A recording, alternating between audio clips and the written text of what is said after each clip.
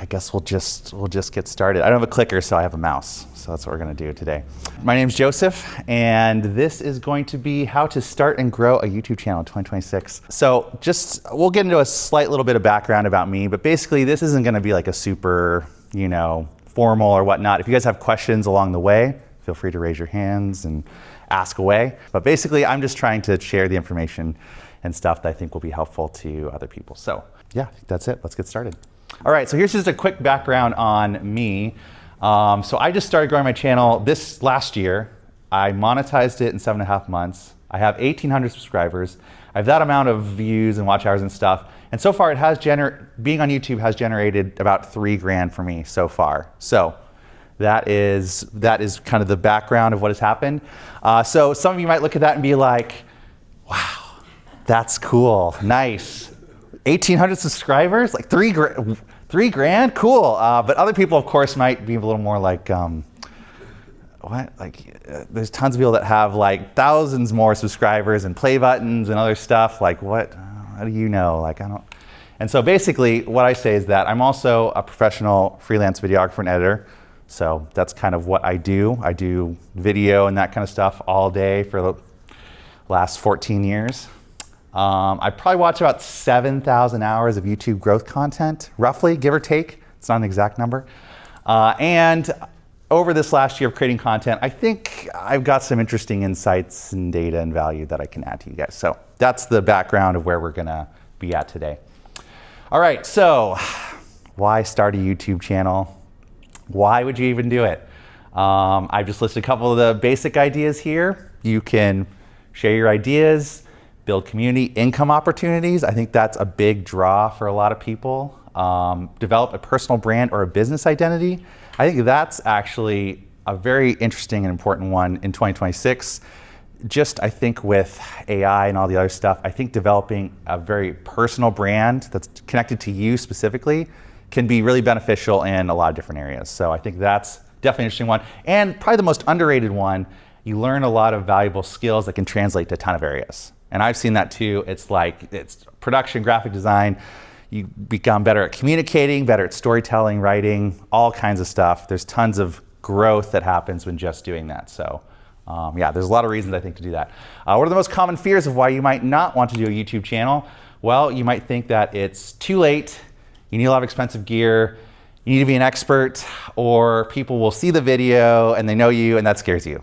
Those are all valid thoughts. But what I would say is that it's not too late to start. I swore off YouTube for years and years and years and years. I was like, I know how much work goes into it. I know how much it's gonna take to actually do it. It's gonna be it's like a full-time job on its own. Like, it's not for me. And so I put off starting until last year. So I think there's always people that are saying, oh, it's too late now. It's too saturated. It's too this, it's too that. And so need expensive gear? No, you don't. Honestly, you just need a couple simple things. You could even just use your iPhone or not iPhone, Android, that's fine too. We don't discriminate here. And you don't need to be an expert. You could literally just share the journey, the process. Maybe you're learning something, maybe you're doing something else. Maybe you have some expertise in the area. You can always do that. And honestly, people probably aren't gonna see you, especially if you don't share your YouTube video with people. There's really a small chance that anyone will see you. Plus, if they do see you, I usually think, who cares, So when I think about YouTube, I think there's really two different directions or roads that people can take this. And you can do YouTube as a hobby, which is great. Honestly, there's nothing wrong with doing YouTube as a hobby. If you just want to post some videos that you're interested in, that's fantastic. That's totally a valid thing that you can do with it.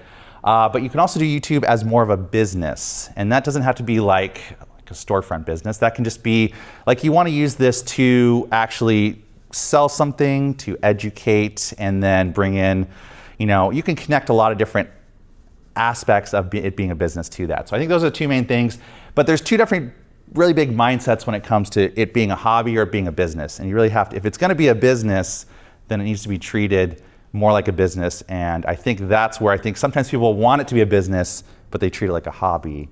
And that's where people get into trouble, I think, a lot of times. So I think some important questions to ask yourself before this is, what do you want your channel, your business to look like? And what do you want your life or your content creation flow to look like? I think those are important things because a lot of times people just get excited about the idea, what they want to do, and they don't think about the kind of content that they're creating.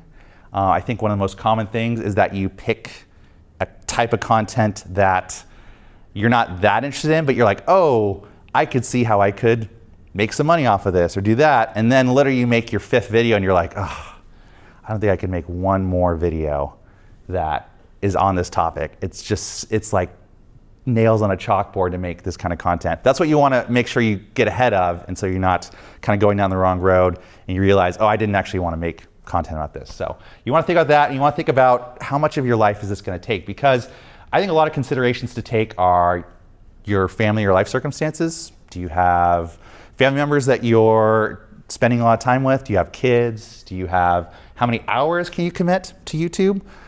You can do a YouTube channel in 5 hours a week. There's a popular thing on YouTube. It's the 5-hour-a-week YouTuber, and it can be done. It definitely can, and that means getting a lot more of your systems and kind of getting things like really dialed in. But you can definitely do that. But I think just basically figuring out what your commitment to this channel early on. What are your goals? Do you want this just to be a little extra cash on the side? Is that one of your goals? Do you want it to grow into something bigger? Do you want this to be a full-time job? Some people do. Some people definitely don't. It can definitely be, I think, it can be, once it's like what any person says is that when you turn something that you love into a full-time job, it can kind of turn into a grind sometimes. So definitely something to be aware of. And then basically it's picking the format or the niche that aligns the most with that is going to help avoiding any kind of burnout or stuff like that. So these are the things that you really want to make sure you're asking these questions before, because this is really going to help you start going down the right road, so you don't have to go partially down the road and then, oh, this is the wrong way, let me backtrack, start again. This is going to save you some time on the front end if you do some of that. All right, just a quick kind of overview of some of the most bigger things about just generally how I feel like YouTube works is, I'm not sure how much you guys might know about this, but YouTube before used to be subscriber based. You would subscribe to someone, and if they had a lot of subscribers, if you were subscribed to them, you would get, most likely their video would be pushed to the subscribers. So if you had a lot of subscribers, you'd get a lot of views automatically, and it kind of was fed its own system. Now, this is probably 7 years ago, they moved more to the TikTokification of YouTube as well. All the platforms basically realized, oh, if we just look at the content that people are watching, and then we just give them content based off of that, and we like, sure, we know what their subscribers, and like that feeds into it a bit, but like, let's not really care about subscribers. If you do that, then it's like, we're gonna get more engagement. So what YouTube does now is it really, people will say like, oh, subscribers are dead or like don't matter. They do matter to a small degree. At least on YouTube, to be monetized, you have to have 4,000 watch hours and 1,000 subscribers. So you need at least some level to be monetized on YouTube. But for the most part though, it's more of an interest-based algorithm over a subscriber-based model. The algorithm rewards positive engagement signals the most. And positive engagement is basically, are people clicking on your video and are they staying to watch? Are they commenting? Are they sharing? Are they liking? Those are all positive things. YouTube sees, oh, hey, people like this video. We're gonna share it to more people because of that. That's probably, and I'll say this later, I think, is the most important one is average view duration. And because YouTube cares about keeping people on the platform. That's what they want. And so when it comes to that, if people click on your video and they watch the whole thing, that's probably one of the best things to hopefully have your video do better, is if they watch more of it. People click on it and they click right off, that's really gonna hurt your video, and we'll talk a little bit about why that is a little bit later. It's momentum based, it compounds. If you have a video do really well, that gives good signals to YouTube, and it's like, oh, hey, this channel is really good. I'm gonna maybe promote a little more on this next video, see if it does as well or not. And so it compounds both in if your video does well, but also just kind of like compound interest. I kind of think about YouTube almost like compound interest in a bank account, is the more content, the more library that you have out there, the more that it will push your content over time, and then that kind of snowballs. You kind of get a little bit of the, returns kind of snowballing on them when you do that. And it is very luck-based too. I will say this, at the start, it doesn't really know who you are, it doesn't know who to send it to. It sends it to 20 people, and all those people were just the wrong people for it, or they might have watched that video, but something else is more interesting that day. No one clicks on it, or they click on it and they're like, this is what I want. Then you could literally get like 2 views on a video. Or you could potentially, if it's sent to the right people and they all watch it, it's like, oh, this is a good video. Sends out to more people. It passes the next round of testing, goes on to the next people, and goes to bigger and bigger audiences. You could have your first video get over 1 million views or more, just basically based on a little bit of luck. Obviously, it has to be a good video too. There's other factors there, but you can do things that will increase the luck for that, for sure. All right, this is some of my videos. I'm saying don't do what I'm doing. What kind of channel do you think this is? Anyone? What is it? Could you summarize it? Does it fit into something? Let's see, there's a Vancouver Chinatown food tour. We have a iPhone cinematic video challenge. That's cool. An AI video generation. Growing on YouTube, fixing clipped audio. Ooh, binaural beats for acceleration. That's cool. That's different. Yeah. Anyone? Yes, it's all over the place. Exactly. Channels that have unconnected content or no niche, it's going to be an uphill battle. Okay? And it will definitely confuse the algorithm to some degree, and it can definitely split your audience. You get people that came for one video, they subscribe, but they just kind of want that content. Some people, sometimes they just want, like people a lot of times will just watch one type of content or a few different types. That's kind of what they watch. And maybe that'll change, but this is not the best way to do it.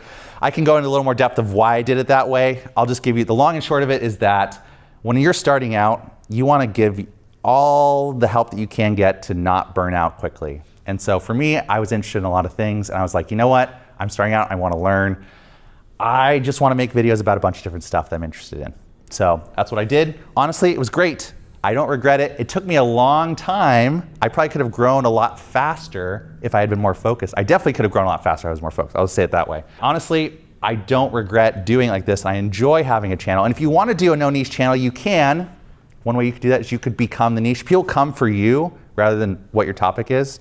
That's a great way that you could actually do a no niche channel. But it's very hard, not recommended because of how YouTube's algorithm works.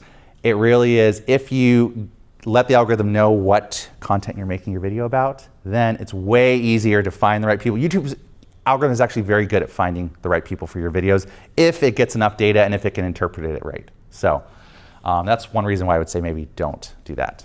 But of course, this is one video that I had, and it has over 108,000 views. It generated $1,700 just on this one video.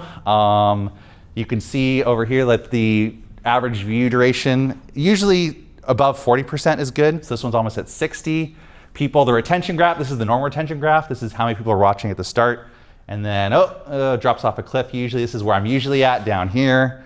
But this one stayed kind of up more in the 60-degree area. And as you can see, the click-through rate, that's how many people see your thumbnail that it shows it to and click on it, is about 17%. That's a very high click-through rate. Above 8% is a very good click-through rate in general. Yes? What video was this about? Yes. This video was actually just a setup tutorial video on, was semi-interested in, like, there's a little Bitcoin miner, like a $35 one. I thought it was interesting. The only other video that was out there was one that was like a one take, and it was 25 minutes long, and it was a guy in his garage, and he kind of like was all over the place. And I was like, you know, I think I can make a more like basic video that like hits all the points and like tells people how to set it up, gives the overview, and then also tells you what your chance of mining a Bitcoin on this thing is. I'll give you a hint. It's a 1 in 19,000 year chance. Probably the worst lottery odds you'll have. But it ranked well in search, and that was part of the reason why this one did so well. And you got 500 new subscribers. And yes, that's another thing, is you can also get a lot of subscribers. So now my channel is kind of, it's more wonky now, because now there's a huge chunk of people that came for this Bitcoin miner setup video and they subscribed. So now that's definitely going to affect it too. So that's another thing people always say is, if you make videos about a random stuff, if one pops off and it's on a topic that you just want to make one video on, and now you could get, that's a small amount. If some videos get, 500,000 views or whatnot, you could get 5,000, 6,000, 7,000 subscribers from one video. And that can definitely kind of people can have talked about how they can kill channels basically, because now all your audience is in one lane and it's like, oh, I'm trapped into making this video, you know. Anyway, so that's something to keep in mind. Because also, here's another video I did. This was just on how to set up the Osmo Pocket 3 as another camera. So it was another one that was like this one. It was kind of like a very similar vein, setup video, best tips and tricks, that kind of stuff. And as you can see, barely got any impressions, click-through rate was terrible. My retention was not great, dropped off a cliff and stayed basically in the tank. And then also, as you can tell, it didn't know who to suggest this video to. It's cold weather, snowboarding, top 5 air purifiers, starting my new job, DJI Osmo Transfer, that one's on point. Camcorders, maybe. So yeah, if it doesn't really know what your channel's about, then this is what can happen to videos too. This one got 45 views, so yes. Okay, do you think that it had lower retention because there is a wider amount of videos covering how to work the DJI Osmo? And the other video has a very small amount of videos with more interest. Yes, that's a great point. Yes, I do believe that actually is a part of it. Honestly, when it comes to how the algorithm works and factors and stuff, multifaceted, honestly, it can be, it's literally so many factors, you really can't, that's why you can't really peg the algorithm and say, oh, if you do A, B, and C, then your video will do well. It's not always as easy to do that, especially on a smaller channel. But yeah, it can be factors of what's the search volume online at all. Osmo Pocket 3 has been out for quite a bit. The Osmo Pocket 4 is almost going to be out. There's tons of videos on the Osmo Pocket 3 already, and yes. Audience retention, is that when it says average percentage viewed, is that of your subscribers or of the people that watch? This is of this video. So basically, if it's an 8-minute video, it says of the 45 people that watched it, the average view duration is 244. So if one person watched it all the way, one person watched 10 seconds, one person watched 30, it averages it. It says, okay, you averaged to that, that's 33% of your video that people watched all the way through. Like what percentage of the video? Nothing to do with your subscribers. It just No, it's, went out there. Yep. Okay. It's just on this video, exactly. So that's the average, and this graph actually can be really helpful for future analysis. We can go into that, but if you see like your retention goes here, and then all of a sudden it gets to one point and it just drops off a cliff and then goes down, you'd be like, oh, what happened there? You can look into your video and say, oh, at this point I went on kind of a tangent on this and people were like, I'm out. So it's like, okay, you can kind of make adjustments based on that. All right. So if I were to start a channel again in 2026, this is basically what I do. I'm going to run through and try to go a little more quickly. I think I've been kind of lollygagging a little bit. So first step, research, reverse engineering. I did take a few things from other growth channels, like Think Media is a very popular growth channel. I have some other growth channel suggestions at the end I can give you guys. But basically, you want to start with research first. I basically thought, oh, okay, if you're going to make a channel on minimalism, that's what a lot of my topics, my examples are on, is if you're going to look on minimalism. So these are some of the top minimalist creators, and so you would want to do market research. So find other creators that are already doing what you want to do. Look at how many views they get for video, how much traffic they're getting. Use that for idea generation. So it's basically like you can look at their top videos and say, okay, what do people really want to see? Is there a trend that you see? Are there multiple videos that are all getting a top amount of views? And then honestly, just do a deep dive. Watch their videos. How did they start it? Why did one video that did really well? How did they structure that video? It's like really a lot of this comes down to kind of like reverse engineering. You can look at a video that did well and say, why did this video do well? What are the factors? And then, look at the comments. Are people asking like, hey, you should have done this, please do this? Then that could be a good sign for another kind of video that people want, but they're not seeing. What's their views to subscriber ratio? That's a big one. Do they have 4,000 subscribers, but their video got 400,000 views? That's a very good sign. It's very different than someone who has 5 million subscribers and their video got 400,000 views. That doesn't really tell you as much depending on that. Do they average that? Do they only get a few videos that get high views? These are all the things that you want to look into when you're doing your research. You want to pick a lane. So there's long form and there's short form. Most people know this. There's shorts. Those are basically the ones that it's like the TikTok scroll where you just scroll past, the algorithm feeds you stuff. Or you can find them on YouTube too as well. They're great for growing subscribers quickly. Some people can grow a shorts channel to 100,000 subscribers in 30 days or less, maybe a little more. It can be very easy to do that if you have content that appeals to a wide audience, gets a lot of views, goes viral. You can get subscribers very quickly. Long form, more evergreen.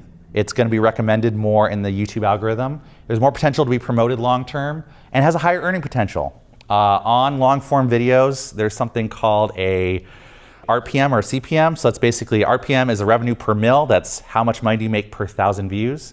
That can range from $2-ish to gaming channels, pretty low. Entertainment channels are down there sometimes, up to $12, $15, $20, maybe even $25. Some have even been more than that, but normally not. It can usually range up to $12, $15, or $20. And that would be like finance channels, health, investment, tech channels. Basically, the channels, how that works roughly is there are more advertisers that are buying ads to put on those videos, and there's more potential for those people to spend money. If you're watching finance videos, people probably have money. Or depending on the one, if it's investment video. If you're watching tech videos, maybe they're probably gonna buy that tech, and they probably like tech stuff. So gaming channels, it's a lot of teenagers, they don't have money, they don't have credit cards.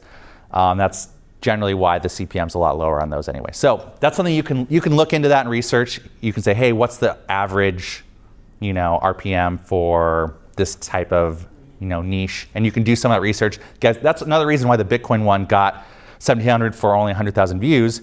It had a relatively high RPM. It was around $12 per 1,000 views. So, what would you say is the average duration for each?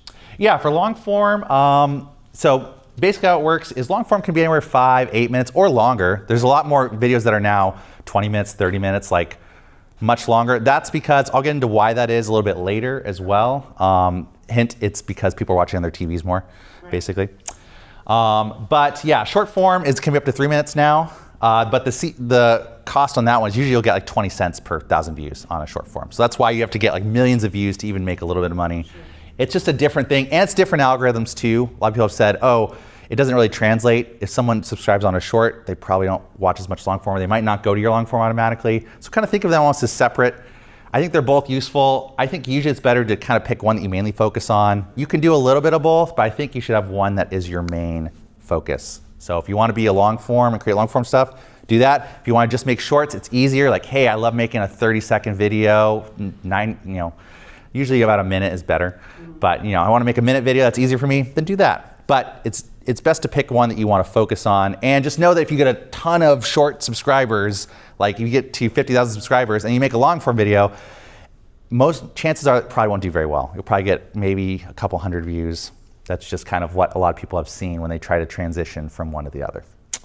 All right, revenue paths. How are you going to monetize your channel? This is important to think about. What are the different main ways? How many people feel like they know the ways that you can monetize on a YouTube channel? No, you're not sure? Okay, great. AdSense, that's what people think about. Ads, yes, that's why people want to get the 1,000 subscribers and 4,000 watch hours. It's so that they can earn money from YouTube directly by putting ads in their video, which honestly, YouTube will put ads in your video before you even get that. So, and you don't make any money off of that. So it's like, you're kind of like, oh man, cut me in, So it's kind of like, it's nice. It really is nice when that's there. But I think a lot of people can't rely on that for consistent income, because then you're dependent on views and conversions and stuff on that to supplement your income. If that's how you're mainly going for your business, it's going to be up and down month to month. So don't rely on that. Not very reliable. And that's what the CPMs and stuff I talked about, that's a big consideration on that one. Affiliate revenue, also super easy. You can literally start day one. You can make a video on a product, or you can have a product in your video, and then you literally go to Amazon affiliates, make an account, copy an affiliate link, put it in there. People clicks on your link and they buy it, you get a 2-3% of that sale. So that only works well. Of course, the more views you get, then the more affiliate sales you'll get. Like for example, for the Bitcoin one, since that one got so many views, then the affiliate sales for that one, I think it was about $700-800 for just the affiliate stuff. But then, I put some affiliates in some other stuff, and I maybe got like $4 or something. So it really a lot of that is dependent on your video doing well to really do well with the affiliate sales as well. So it's kind of those are kind of connected on that. Sponsorships, Once you get big enough and there's enough of a consistent audience, then brands will reach out to you. You can reach out to brands too. That can work. A lot of brands now have budgets for social media influence campaigns. So, and you don't have to be big. You can literally be a couple thousand subscribers and you can have sponsorships and be paid money per video that you make. That can go up. Once you get bigger, that's where a lot of YouTubers will make the bulk of their income. Maybe like 30% of their income would be sponsorships to $5,000, $10,000, $20,000 or more per video. There's definitely the potential for that depending on the product and what it is. Selling a product or merch, yep, you can make a digital product. That's what you should probably do. I wouldn't suggest if you're starting out, if you have a physical product and all the gist with that. But you could do stuff like that, and obviously as you grow more, there's more potential there. You could sell a service. Do you have a coaching business? Do you have a mentorship? Do you help people with optimizing their dog food sales on their website? You could sell your service or whatnot in that way. And then you could also do Patreon or crowdfunding. Patreon is just, YouTube does have a membership one. They take a larger percentage of the money that people will pay you. Be aware of that. Patreon is probably one of the better ones. And crowdfunding, YouTube also has ways of people to just send you cash, like super thanks, super chats, stuff like that, if you're live streaming. Those are basically some of the main revenue paths. I'm just kind of big overview there. Another big thing I'll say is, this is kind of the planning stuff, is determine your audience and your IVP, your ideal viewer profile. Basically, if you can just get more specific on who the person is that will watch your content and why, so what pain points do they have? Do they have problems they need to solve? What value are you offering them? All of these things just really help you just delve down deeper into making a better video that will probably do better because you're speaking to a very specific person. So I think really that's why figuring out the niche and the kind of, the content you want to make, but you also want to really think about who it is, because what the algorithm does is a lot of people think, oh, my algorithm pushes content out to, it's like, it's not pushing it enough. What the algorithm really does is it's actually, think of it more as polling content for every single specific person. It has a unique identifier of what each person has watched on its channel, and so therefore it is saying, okay, what videos can I pull from my trillions of videos, because there's 20 million videos that are uploaded on YouTube every single day. So, but of course, a lot of them are lower quality, so it's like, don't feel like, oh no, it's getting too saturated. Don't worry, there's still room. They say that the creator economy is going to grow by another, I don't know what it is, 50 billion. Don't quote me on that. It's a large amount that it's going to grow in the next 5 to 10 years. So there's still definitely a lot of room for growth. Basically for this, it's just think about who you're specifically making content for. That's the key. Think about the person. What kind of person are they? What do they want to watch? Solve their problems. All right, just a couple quick things I'll say here is that it's helpful if you can find where there's already attention and then make a video for that. It's harder if you make a video for something where there is no one looking for that. That's going to be hard to get a lot of views anyway if you're doing that. So if there's some area of attention, whether it's something that's trending or other stuff like that, if you can make a video that already there's more attention that's focused on that, that's going to be helpful. Gary Vee, I don't know if you watch that guy. He's like, he has a marketing agency. He talks about social media stuff a lot. His thing is the attention economy. And it's like, he's like day trading attention. That's a book he wrote recently. And it's just how it's like, hey, people only have so much attention. It's like, how do you capitalize on the attention that's out there? That's his whole mantra. And so you want to look for gaps in the market. That's kind of what I did with that Bitcoin video. There was a slight gap in the market at that time. And the dominoes fell. That video could not have done that well, but it happened to. A little bit of luck of the draw there. Like 3 seconds to catch someone's attention. Yes. Like that. Yep. Yeah, especially on, even less than that on shorts. But yeah, usually for other ones, they'll say in the first 3 seconds, you need to hook someone in those 3 seconds. That's exactly right. You've been watching some stuff, I can tell. Identify, and this is just another general one. It's good, just identify 3 or 4 specific core topics, like pillar content that you can have for that. And this is gonna help to not split your audience. If you have it connected, you have the pillar content that's there and it's related, that's just gonna help you, and you can go back to those same things. If you had, say, what I was doing, self-development and minimalism, you could say, okay, we're gonna do stuff on minimalism specifically, but then it could also be on, it could be more self-development, it could be more simple living. You could do, okay, I'm gonna do it more connected to that. Find your buckets that are all connected to each other, so if someone watches one, they're gonna be more likely to watch the other kinds. basic stuff here. All right, here's a couple free tools that I think are good. vidIQ has a paid service, but there's a free plugin that you can get and install in your browser. And it's basically this right here. It just tells you like, okay, what were the highest views, the average views of people searching minimalism. That's the term I'm using is that. It also tells me the overall score. So it says, oh, volume, 80%, that's really high. There's a lot of people looking for this. It's like basically on how many viewers, how many people are searching over that or whatnot. And what's the competition? Medium. Okay, so you can get a score on that. Obviously, it's hard to find something that has really low competition, but a high volume. That's not really gonna happen probably, or it's gonna be taken advantage of very quickly if that happens. But if you can find something that has high volume, like in the 70s, 80s or more, and then the competition's at least medium or so, that's a pretty good place. That shows that there's some space for more videos and for more people that are looking for that kind of stuff. So that's a good one. There's Answer the Public and Google Trends. Answer the Public, you can do 3 free searches a day. And basically, if you search on a topic, it will aggregate what the world is searching about that topic. So it'll say, hey, most people have asked, and it'll give you like all the different search things, like, and it'll break it down into like what people are specifically searching for that. So that can be a good idea for figuring out what you're doing. Is this for keywords?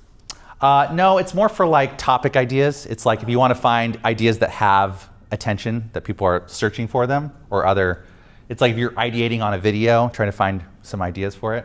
Google Trends is good for that too. You can search on YouTube specifically also. You don't have to do on Google, but you can do either. You can search in your term. You can do this to investigate. You're like, I want to make a video on microwaves, Toshiba microwaves. And so you can search that and you can see what the search volume is across the web. And it's like, oh, there's a huge spike for some reason, like just make a video about it, So anyway, you can use those tools to basically gather more information. YouTube Studio, so inside the YouTube app, if you go to the content, there's a tab that says inspiration, and you can literally search topics and it will throw out other things that it thinks your channel might make. So this is based off of my channel. I put minimalism and it's like, oh, how to minimize your possessions enabled when moving to a border town. I made content on living close to the border, so it knows that I'm close to a border town. So it's trying to think of other ideas and basically brainstorm.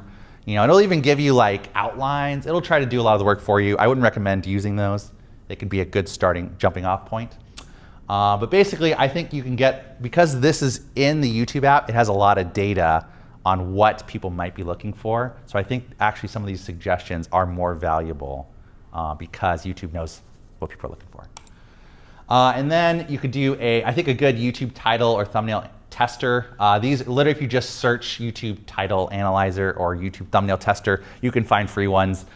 They'll make you maybe sign up with your email, but they're free to use. You can literally see how a thumbnail looks next to other ones. That's how you can judge if your thumbnail pops out on the page, if it doesn't look good.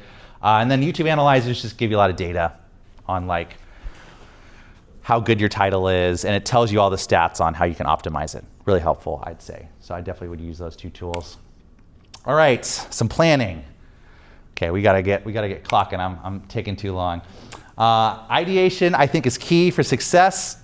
I think you should literally just sit down and write a list of 50 to 100 video ideas once you figure out what your niche is. Keep a running list of this, and then basically look for other comments or other stuff of people suggesting what could be a good thing to do. So those are some great ways to do. A lot of people say create the title and thumbnail first. I think that's great advice.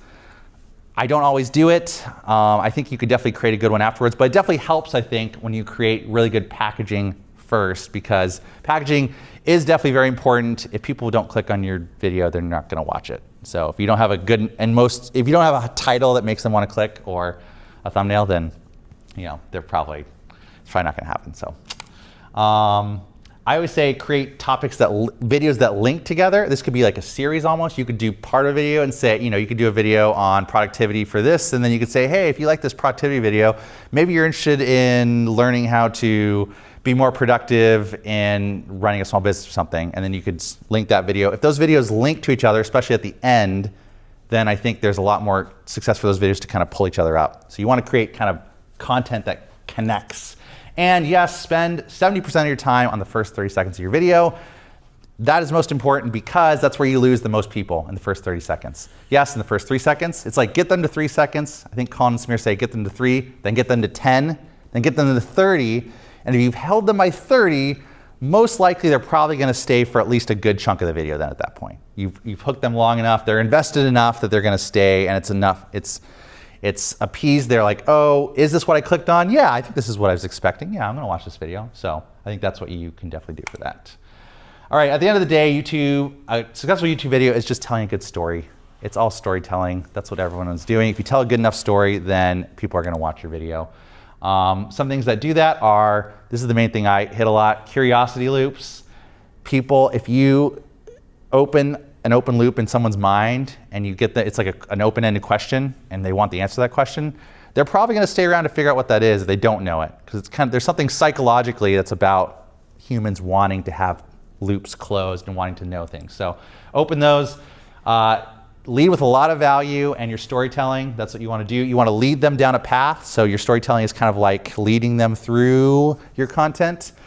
Some people will say, oh, like it's the YouTube style to like be like, oh, and stay to the end, like, you know, kind of like hold out on people. But I mean, in any movie or video, you don't tell who the killer is 5 minutes in. It's not a good story. You want to lead them through a story and do it in a good way that provides value along the way. You know, that's what you're looking for. And also, I just say in general, just don't ramble. If you can cut out rambling, that's probably the thing that's going to kill a video the most. If it doesn't add value, then just cut it out. That's going to be really helpful for making a YouTube video. All right, creation, great. We're getting close. We're moving along. At the most basic level, what do you need? Anyone? Camera? Yes, but what is the most important thing that I would say is even more important than a camera? You. No. An account. No. Good. I like these guesses though. Anyone else? It's good audio. Yes. That's what I would say is the most important. Honestly, if your audio sucks and your video is great, they're probably not going to watch your video because you literally listen to audio and you're like, oh, it sounds terrible. You're out. If it's really good audio and the video sucks, are you going to watch the video? Probably. If it's what you want, if they're giving you content that's good and the audio sounds good, that's what you want. So just get some sort of mic. I recommend a lot the DJ Mic 2. This one is great. Even if you don't have the Osmo Pocket 3, this one records internally. It has 32-bit float, which basically is a fancy way of saying I can yell and I can speak really quietly and none of that data is going to be lost. Captures a lot of data. And you can plug a lav in here. You don't have to do this though. If you just literally get a $6, $7 lav mic and just plug into your computer, that can work too. So audio, yes, some kind of camera. You were right. That is the next thing that you probably need. A camera. You can use literally webcam, video phone, camera, you know, all that kind of stuff. Decent lighting. You don't even need, you could get I got a softbox for $40 off of Facebook Marketplace. I've been using it, works great. You could also just use a window. Natural light looks great. Sit close to a window. Usually it's good to have a little contrast on your face, so don't just like sit right in front of it, like angle yourself, but yeah. Decent lighting is important. Stabilization, this could be a tripod, that's important. This could be a stack of books that you put your camera on, anything. Just usually you want your video to be stable. If you're vlogging, most iPhones have inbuilt stabilization, so that's already there. And then editing software, lots of free versions out there. Usually Macs come with iMovie. DaVinci Resolve is free. A little bit of a learning curve, but not too hard to get. There's a lot of videos out there on that. Adobe, of course, they charge an arm and a leg. So if you're just starting out, you can do CapCut. I don't know, there's a big thing on the terms and service though for that one. So I don't know, just look into it. There's a lot of options and things out there for editing. Maybe you don't even need to edit though. Maybe you just literally record a video and then you just upload it. You could also do that. Sometimes that's fine too. All right, titles. We're gonna start moving a little quicker. Here are some of the main titles is basically authority and transformation. People want knowledge and they want it from someone who knows what they're talking about. So this could be like authority. A basketball coach explains the secret of how to never miss a shot. That could be an authority figure. Efficiency or cheat codes. People want shortcuts to what they want. So how to get out of debt in 1 week could be it. Secrets of dream outcomes. People want to know the secret to hidden knowledge to reach what they want. This stops 99% of YouTubers from making 6 figures. What is it? I don't know. I'm not sure. I don't. Maybe it's some of the stuff I'm talking about. Or pain points development. People want to achieve a dream outcome and they don't want the pain to go with it. How I lost 100 pounds without dieting. Sounds great. Yep, perfect. Excellent. So basically with titles, just think about how you can make them with curiosity and how you can add, basically think like, what's a dream outcome or what's a pain point and how can they achieve it? Those kind of things are helpful, especially if you're doing that kind of content. But in general, some just general good knowledge is use your keywords in the first half of the title and put some emotional hook in it. What's the emotion of why, it's like the emotion of like how to get out of debt in 1 week. Well, that's like, oh, like, yeah, I'm really in debt. And like, that seems like a really fast way to get it. Like, great, I'll do that. If someone promises you to get out of debt in 1 week, don't believe them. I think that's a little clickbaity. And then another just general thing is under 65 characters keeps from getting cut off on the mobile phone, but it's not a hard and fast rule. If you want to put a few extra on there, 70, some of mine are 70 to 80-ish, that's fine too. But just be aware that that is going to be cut off. And a lot of people watch on mobile phones still the number one place that people watch YouTube videos. All right, your thumbnail. Just in general, make it bright, colorful, and contrasty. Try to keep it to 3-ish elements. Don't overcrowd it unless you're going for something really specific, unless you're going for a really crowded feel, and that works well. And use as few words as possible. Unless it's search-based, then you want to use more keywords in your topic. So you want to try to not make it too lengthy. You want to try to target your words on that. One quick example is like, it's not terrible, but it's also like 5 business mistakes I made while monetizing my channel, and I'm having don't make these mistakes, monetize. It's like, it's really busy. And what a simpler one would just be that. They can look at that and say, oh, someone monetized the channel. Oh, the 5 business mistakes. Usually people will say don't repeat you have basically this much real estate. You don't want to use it unless you really want to drive home a keyword. You want to repeat it twice, but generally you don't want to repeat the same one 2 times. Try to use different keywords and stuff in that if you can. But it does help with the emphasis of if you use the word that you want to focus on, it does help to put it in the title, do you think? Yes. Yes, and yes, the thumbnail too. Another thing that YouTube actually scans also the words on thumbnails too, so that goes into its calculation. So the metadata that YouTube gathers is it reads your whole audio transcript, and so it goes into what you say, it goes into some of the visuals, definitely whatever is written on your thumbnail and your title and your tags and your description. All that stuff does get fed into YouTube's algorithm and how it figures out where video needs to go. It's still not the best at this, still has a ways to go, but that all goes into your SEO for your video. All right, don't use a clickbait thumbnail that sets a different expectation. The main reason for this is I did something where I was asking Gemini like all these different questions about how the YouTube algorithm works, and it was saying, oh, like YouTube has a deceptive clickbait punishment where basically if people click on your video and within the first 5 seconds they're like, this is not the video I want. Or it's like, this is just an AI voiceover video and it looked like it was gonna be like a DIY vlog. People leave. If people do that all in a row, people are gonna be like, I think this video is not good. And it's literally going to basically just tank your attention and stop recommending your video. So clickbait can work if it is actually what you are paying off, if it is realistic and true in your video. Don't just do it if it's barely related to your video. That's generally not going to go well for people. And then don't wait to deliver the value or the curiosity. Start off with some value from the start, I always say. Give them something to start with. Don't make them wait for all the value at the end. Give them a little value towards the beginning at least. And then, but of course, don't give your most interesting, valuable part. Keep that towards the end. You do want to keep people watching more of your video. If you give the most important thing right off the bat, like I said, it's like telling someone who the killer is 5 minutes in. So those are 2 of the main things that I would say. For your hook, yes, the first 30 seconds. Colin and Samir will say this. They're YouTube content guru people. And they will say, the first thing that your video does as soon as you want to confirm the click. So sometimes that can literally be like, if it shows you in the thumbnail, it's showing a picture of you at the first part, not starting with B-roll, because people might be like, oh, is this a B-roll video? Is this going to have someone? And they're expecting like someone to chat with them about it. Kind of basically confirm, okay, this is indeed the video that I'm looking for. It's not clickbait. Set the stakes. So you want to set stakes early on. What are they going to get out of this video? Why should they watch? Why is it going to entertain them? Why is it going to educate them? What is the transformation you're going to give them? Things we talked about. You want to promise that early on. And you want to put your most targeted keywords in the first 30 seconds of the video, because that is the part that YouTube, when it analyzes your audio, it pays most attention to. So if you make a video on the Logitech MX Master 3 mouse, then you want to say that in the first 30 seconds so that it also gets that extra data. This is the Logitech MX Master 33 and it's the best mouse ever, and I'm going to tell you why this mouse puts your other mouses to shame. That's what you want to do at the first part of your video. All right, what are some most important hook components? You want to open a loop that you are then going to close later on, but hopefully you will open another loop later on as well. You want to create a pattern interrupt.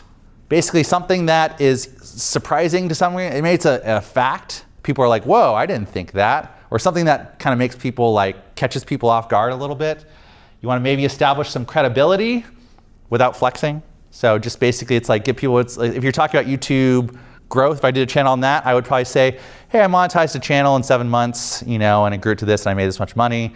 And I'm going to tell you about how you could do something like that too. That gives me some credibility because I've done it before. I'm not saying, hey, I haven't done a YouTube video, but this is how you're going to do it. Let me tell you.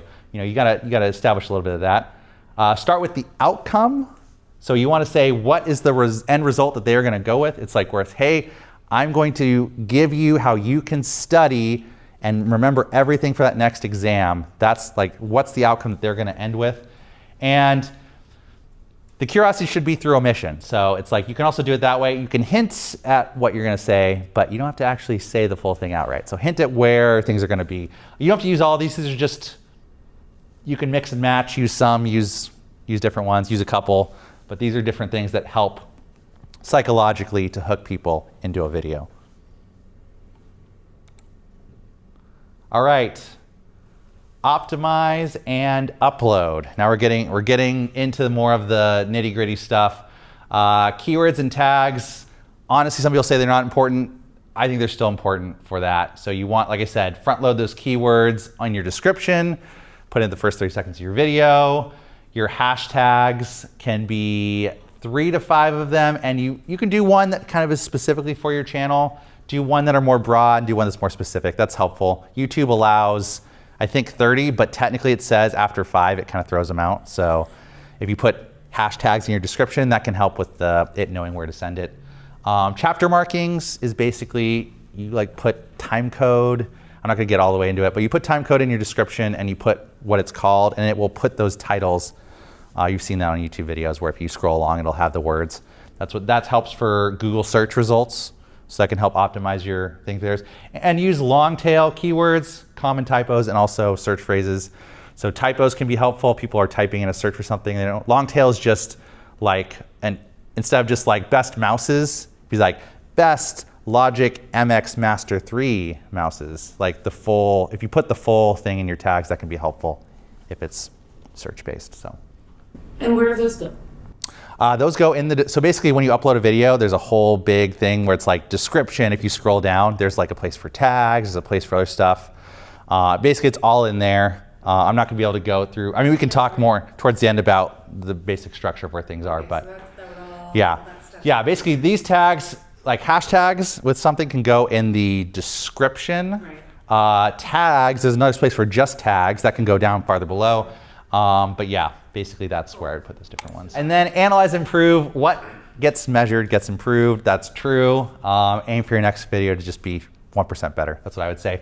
YouTube, if you go in their advanced analytics, you can see all kinds of stuff about impressions, click through, how many people watch. You can dive into that and get tons of information. So, all right, here's my main checklist for if you're doing a new channel. Have a profile pic and a banner.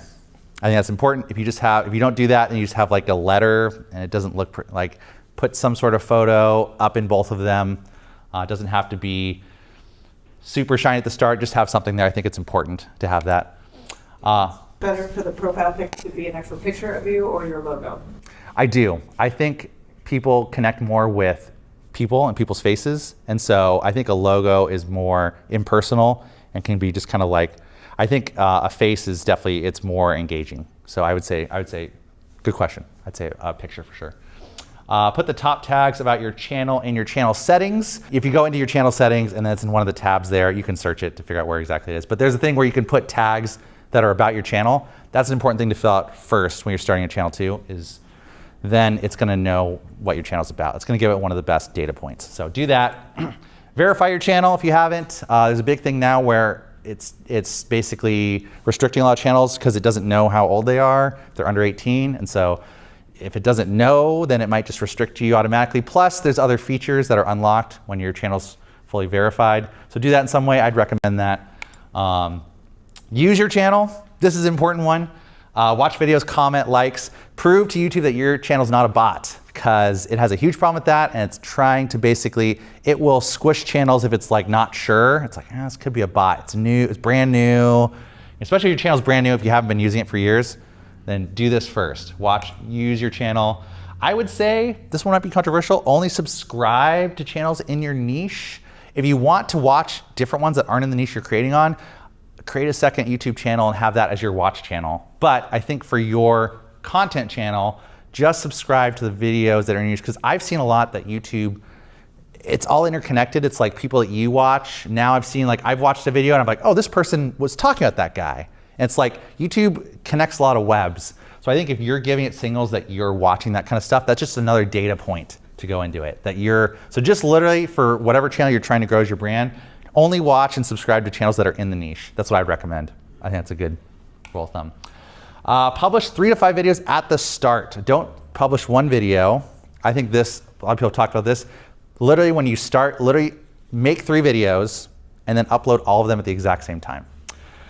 This seems a little counterintuitive, but the thinking behind it is that if you're starting off on a brand new channel and someone sees one video and they like it, like, oh great, I'll watch another, and then you have no other videos yet because your next one's coming out next week, then they're just gonna go somewhere else and YouTube's gonna just not recommend it. Plus, these videos can be connected with end screens, so they can all feed and boost each other up. So if you literally make 3 videos that are kind of connected and you publish them all at once, this kind of gives you a big boost at the start of a channel, and this can really help a lot. So I would say that is a great strategy if you're starting out fresh to do this. There's also a theory, it's called the content wall. There's a YouTuber called Nate Black who talks about if you have not published something for a month or 2, you can publish 3 videos that are in the same niche, and that kind of almost resets your channel in a way. He's seen really good metrics come out of clients that he's worked with, that they've done that. So that could be a good thing. If you already have a channel, you can also still do this method to kind of give it a boost. Find a regular upload schedule. It doesn't have to be every week. Once a month can be okay too. It's honestly, YouTube doesn't punish you too bad for whether you're uploading regularly or not. But I think the more regular, the better. I think if you can be a little more consistent, maybe it's one every week or 2, that's great. Don't share your channel with your family or friends. I think the main thing behind this is that it's great if they're interested in the topic that you're making videos on. Because I think what can just happen is that, at least from the start, is you get people that aren't interested and then they watch maybe a video because they're interested, but it kind of confuses the algorithm too. So that just is also another confusion thing. So I'd say try to just let the algorithm do what it's doing from the start as well. Here's some other miscellaneous ones.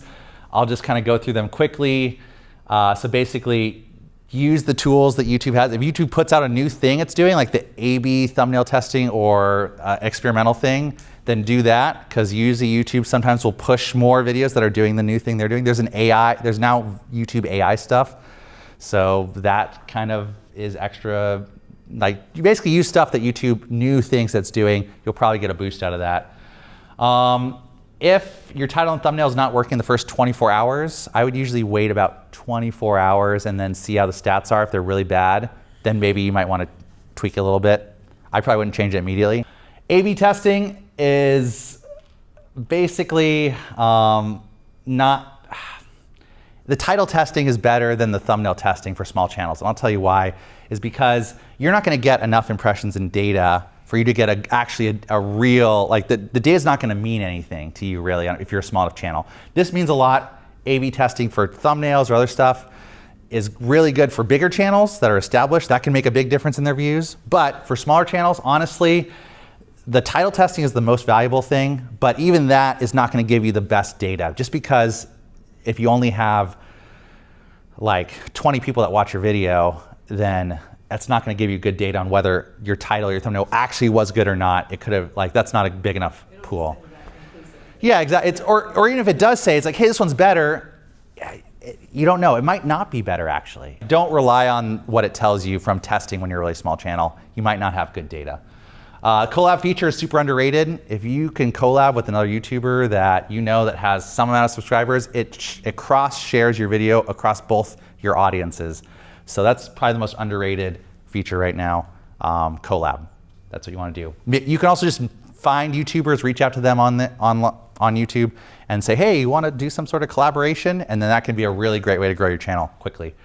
Yep, TV viewership, like I said, mobile phone is still the best, but TV is growing, so longer videos are doing better for that. So 30 minutes, 40 minutes, make a long video. That can be really helpful.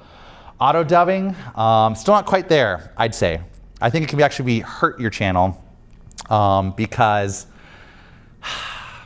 basically I had one video that blew up a little bit, and by blew up, I mean it got 80% of its views in South Korea, and I had a lot of Korean comments on it. It's like, oh, this is trending in here, but it only got like 600 views. But then I think that limited its reach in other audiences because it was over there, and then when it petered out there, I think just if someone clicks on it and they're from a different country and the auto dub is not good, which it's not very good still, that can really tank your video too. So I think try to focus on maybe not using that feature as much, I'd say. You could start an email list from the beginning. That also is, YouTube holds your audience, basically. So an email list is a great way if you're actually building a community and an audience that you can connect directly with them and not have to go through YouTube. Because YouTube, like I said, you don't own that audience. And also, you're not reliably going to be able to connect with them in any other way. So some sort of community or email list from the start is a great way, I'd say. Create repeatable systems. This is important. This is going to make you faster. Like film multiple videos at once. Maybe you want to use the same project, so you have to keep dragging in the titles that you use every time. Just try to make things faster. Try to create those little systems that are going to help. And then you can also repurpose longer content into shorts to help with some growth. So clip out, if you have an interview with someone, you clip out some stuff from some shorts, you make it into a short. You already made that content, so that works out well too. Okay, what you should do next, rather than making your goal how many videos or views or subscribers, you should just focus on creating a certain amount of videos. That's what you should do.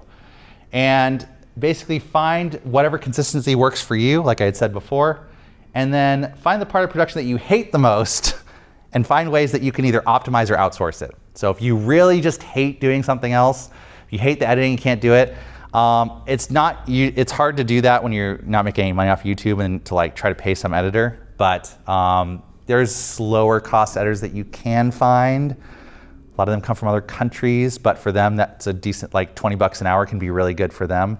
So depending on how much you want, if you're actually building a business and you're selling something off of this, and that it's like YouTube's a really good targeted ad client for you. Like it's like running free ads on Facebook almost in some ways if you're focused enough. So maybe if you're selling something, you're selling a product, then it's worth it to pay someone to edit a video because you're going to make some of that back in some sales as that grows. So something to consider there. A lot of YouTubers quit by their 5th, 10th video. I don't know if that's true, honestly. I've heard a bunch of stats. 20th video, they don't get past their 3rd video. But a lot of times it's true. You get really motivated, you get started, and then you quit. All these figuring out different ways to basically set good goals and optimize good areas and then set some sort of accountability for you is going to help you keep publishing and not just give up. So that's important. Most importantly, don't do YouTube alone. These 3 people I met on YouTube. That guy's from Arizona. That guy's from Tennessee. That guy's in the UK. They're all awesome people, and we've made videos together. We've talked about what works, what doesn't. I chat with Jay like on a weekly basis. He actually just called me while we were doing this, ironically. Honestly, community is a super underrated part of YouTube, and so if you can find other people, whether they're in your area or if they're just on YouTube that are doing similar things that you're doing, that's great. I would say that's one of the most important things. YouTube can be very isolating. So when you're doing all this on your own, try to find other people that you vibe with and do it with them. It's a lot better. So you mean just a chit chat or like? I think specifically for, well, one, like I'm friends with Jay now, like we're friends, but we talk a lot about YouTube. We talk about like I'll say, hey, what do you think about this title? Or is this thumbnail worse than the other one? Or it's like, hey, I was writing the script and I couldn't get past this part, you know? Or it's like, hey, like, what do you think about this video? What's not working, you know? It's like just that kind of stuff. It's kind of like collaboration stuff. And then we've done, you know, we're working on a collaboration currently, which is going to come out soon, which we're excited about. I did one with Jason and John, those two. Honestly, community that's important. It's just don't do it alone, I would say. And for YouTube growth channels, here are some ones I'd recommend. Here are the big ones: Think Media, vidIQ, Consumer, Ed Lawrence. They have tons of great content. Those are the big channels. Up and coming, Dave just got started this year and he's already at 50,000. He does some good stuff. Adam Ivy, I like his stuff too. This is my friend. He does actually YouTube growth content. This is, and he's grown his channel. Excellent stuff. I'm a little biased. And my only selfless plug is on doing my unniched channel, I did create another one that is just YouTube growth stuff to see if I can grow a focused channel. And that's where I'm going to upload this video. So that's the one. It's called Creator Control Group because it's going to delve more into like algorithm insights and data and tests and stuff like that. So anyway, feel free to check any of those out or not. But yeah, thanks for coming here. Appreciate that.